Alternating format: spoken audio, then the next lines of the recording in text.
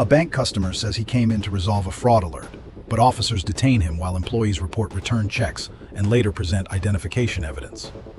The key legal issue is not whether the allegation is true. The footage cannot establish guilt. The issue is when police had enough information to move from a temporary investigative detention to an arrest, and how custodial questioning was handled after that point. How you doing, sir? Good, how you doing? Stand up. Unless your fingers show me. We're just detained right Like now, you're on free? arrest. So you're detained right now. We got a call that it might be a possible fraud for a certain amount. That's why I literally came in here. I've been coming in you guys' office like a few days now. I'm trying to figure it out. You're on arrest. Yeah, we're just trying to investigate. All right, just step out real quick. Sorry, just go on. You can't keep moving. You have to put on All right. No weapons, right? No, I'm good, bro. So you said that you were coming in here to find out about the fraud? Yeah, I've been calling these guys for weeks. It's been like, I don't know, a few. So I haven't even used these accounts in months. Okay. I don't even have a point because I have other business accounts, and I've had them for like years. Okay. And then I got like a notice. I tried to log in online. I couldn't log in online. I called over the phone. They basically told me I had to come in and like pay some fees. Okay. I came in. Let's walk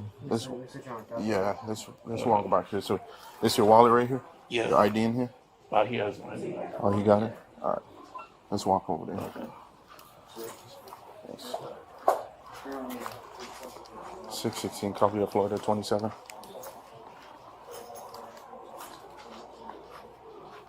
No, Yeah, you good. You good. Long story short, boss, I had some accounts with these guys that I've had for a long time. I tried to log in online one day, it wouldn't let me log in. Eventually, I found out there were just some fees that, like, because there was just old accounts. Yeah. And they asked me to come pay the fees. I went and paid the fees. They told me everything was fine. I got a few text messages saying, like, basically, that I use his cards, basically. And I didn't, but I had called, and they told me basically the fraud department was closed. So I went back in the office. They told me basically I had to call when fraud was open. I called fraud. Basically, they told me that I had to come back in here because they don't.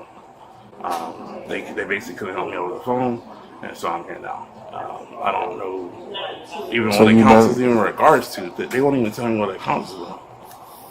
Okay, so you opened the account and you haven't used it for years. You're saying that? It depends on what account. Like some accounts not for months. Okay, Yeah. so for months, and you got some notifications that you got possible fraud with the accounts, and now you coming in here because you had some fees related to some of the accounts. Well, no, I already paid the fees. Okay, so you paid the fees. Yeah, so I thought you were everything just. was fine. So what were you doing in here to find out So about they- the fraud? Yeah, Okay, to see what they think is fraud or whatever. okay. Because how did you get the notification through? It Like was a text or text a something? few weeks ago. Yeah. Okay. And this is like my second or third time Trying to come in figure here. out. Yeah. Okay. Because the other time I went, they told me everything was fine. Did you go to this I went one to or South Tampa? Tampa. South Tampa? Yeah. Okay. All right. So when was the first notification? You might look at my phone. Okay. All right. Let me, you mind signing up? Yeah.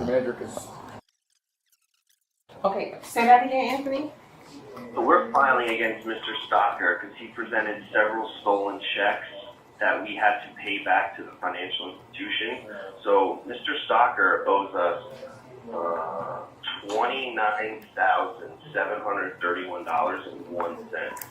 I have also filed this with the U.S. Postal investigators, but the fact that he's back on our property, we don't want him around. He explained to you right now that you're not currently under arrest, you're just being detained. Yeah, I'm sorry. I'm just a little shaken out. I wasn't expecting any of this. So. Okay. It seems like when they ran your name in their system, it's flagged for some reason that you're a suspect in a fraud case against GTE. Oh, okay. So whatever they're investigating, whether it's an internal investigation or if it's something criminal, but as soon as he ran your name, it popped and flagged. So So for something like this, do you give the person like a chance to pay it? Because he said he came in here several times. He went to the South Tampa location to to try and figure out like the fees. I guess he said it was fees that he had certain accounts opened up, and No, so he deposited stolen checks that they were, I mean, they're easily stolen. He's not a trustee for the trust account that he presented these trusts, and he filed a bogus filing on Sunbiz. So I've been working with the U.S. Postal investigators because he stole several checks. But I called him, I spoke to his mother, I told him you owe us 29 grand and we're going to file against you and don't ever come back to GTE. Then he came and he opened new accounts. So we want him trespassed and we want our money, he committed fraud for GTE. Do you guys have a case open with a police department or anything? Where did he deposit the checks? Which location? I think it might be South Tampa. South Tampa and here. In this location? Yes. So the amount that was. So how much was the check that was done here in this location? $29,739.01. That was what he deposited here or withdrew here? Yep. Okay. Because you said something about South Tampa. Was it all here at this location? Oh yeah, so sorry. Yeah, South Tampa was the 29. That one was $11,052.29, and we have since then received the reclamation for that check. So both checks have returned. So he actually owes us $40,791.30. I mean, I was just in South Tampa, GT, Okay. for 3 hours trying to get everything straightened out. They Okay. told me everything was fine. So wow. Okay. What's that? We don't know either. We'll figure it out. Whether it's something that Tampa's investigating or something that they're internally investigating. We're not really sure yet. So. I haven't used accounts in months. Okay. I was just trying to log in and see. Are you usually typically use GTE for your financial institution? To be honest, I stopped. This is ironic. I stopped. But you still have active accounts here? Yeah. Okay. I just have a few accounts Navy. Most of them with Navy Fed. Okay. Yeah. Are you a veteran? No, my dad and granddad are. Okay. Yeah.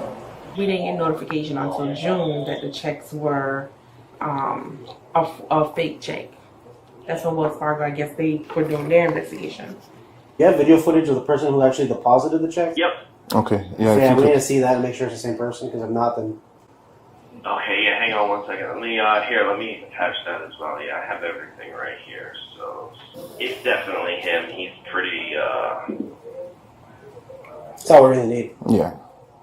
Positive We identity. can charge him with whatever you want. We can trespass him. And you want to file charges, right? yes, sir. Okay. Sit forward real quick. No, just sit up, move, shift forward. There you go. All right. I'm gonna release. What is it? This one that hurts, or this one? This one. Okay. Deposit the check? Yep. That's it. Sure is. You print the picture out and, Yeah, and the check and all that. Okay. That'd be perfect. That's all we really need. Yeah, they're getting the information now, so we'll see what's going on. Currently, he deposited $11,000 in this location.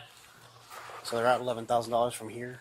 $29,000 from somewhere in South Tampa. There's no open investigation anywhere. Okay. It's just through the postal investigative unit or something, through the post office. Okay. So we have 11,000 here at fraud. Okay. So we can go off that. You guys think I stole $11,000? Do you deposit $11,000 check here? I haven't deposited a check in so long. I don't even know. Happened in February 2nd. In February. I don't know what. Yeah, I get you. We'll make sure. Hold on.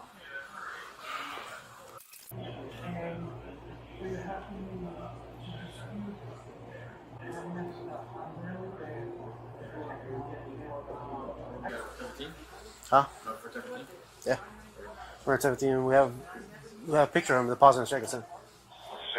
We have the check. We have everything. So we're just gonna get the evidence and take him, and charge him and all that. Yeah, right. He's 10-15. So there's two separate locations Yeah. that he hit? Mm-hmm.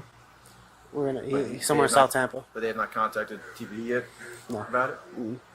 We'll let him know, and then they can. He'll be in jail already, so they can just add charges. And when he deposited the check? February 2nd. No, is it just a bad check? Yeah. Okay. 11,000 here, 29,000. Okay. He's down 40. They're down 40,000. Okay. They're printing everything out for us, and then we're gonna give an Axon link, Okay. and they're gonna upload all. He has a case file and everything. He's gonna upload to Axon. Okay. Everything we really need. All right. You transporting or is somebody else We'll transporting? take it. Okay. So you guys think the checks are deposited at fraud? So as of right now, As of right now, you are under arrest. Okay, for check fraud. Okay. Basically, with the checks that you deposited, supposedly they're saying were bad checks back in February. One here, one down in South Tampa. They put money in your account that was not technically yours. so they have video of you actually depositing the check, Yeah. and the checks are bad. Checks are bad. Good. But I mean, that's back in February. What was Yeah, wrong no, with the check? the money they got deposited in there was bad. So like they actually are out of money. So they actually are down 40,000. I don't know where you got those checks from, but I got those checks were from my business to Wells Fargo. yeah. So they were bad checks. Whatever account those checks are written off of to you was a bad account, Yeah. or it was insufficient funds or whatever. So, fully agree. You can read them, Miranda. Okay. If you want to Yeah. interrogate. The pivotal moment is the decision to arrest under Beck versus Ohio. A warrantless arrest requires facts sufficient for probable cause. Officers had a bank complaint, information about return transactions, and what an employee described as a positive identification. That can support probable cause, but the transcript cannot independently verify the image, the records, or the employee's accuracy. The next issue is what happened after custody began. Yeah, once we get to the car. What's up? Once we get to the car, I'll read it. And As for right now, they are the victim. I mean, Yeah, the bank is a victim. since they lost money. I mean, if you receive money that you were not supposed to, Future 1 male, 1015. Support 1015.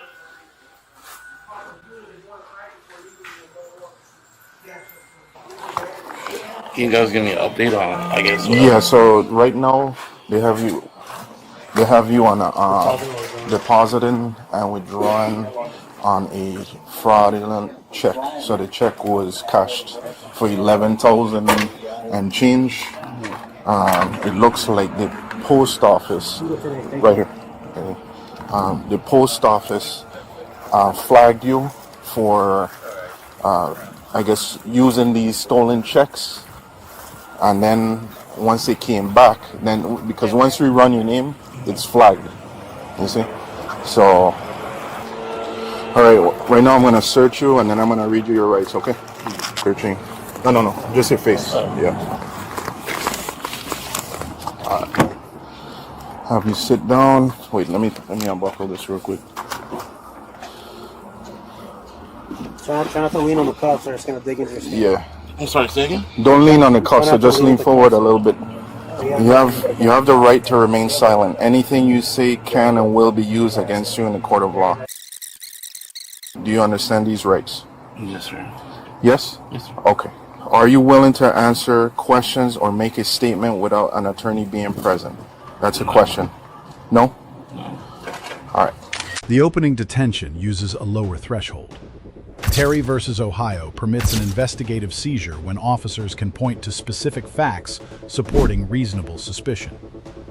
The transcript confirms a call about possible fraud and shows officers telling the man he is detained while they investigate. But the dispatch information known before contact is missing, so the legality of the initial detention cannot be decided conclusively from the subtitles alone. Miranda versus Arizona matters after the officer announces the arrest. Its safeguards apply to custodial interrogation, not merely to arrest. Before the warning captured in the transcript, an officer says he does not know where the checks came from, and the man responds. Whether that exchange was interrogation depends on context. The transcript also does not capture the full standard right to counsel warning, so the original audio requires review. Can I ask you a quick question? Can I call my mom? You're going to have that opportunity at ORJ. Once we get there. Okay. All right? I was supposed to pick her up from an appointment. Okay, well, I'm sorry. at like 9.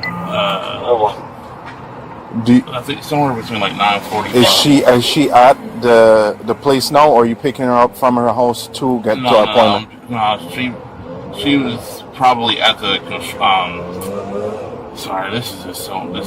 Sorry. All right, so no, she's at the car repair place, and so I just wanted to tell her. Or do you have sisters or brothers that could pick her up if she calls you? Family? No, I'm not only child. It's probably. That's your mom. You want me to answer? Yeah. All right. You have a few minutes just to let her know. Okay. All right. Hey, mom.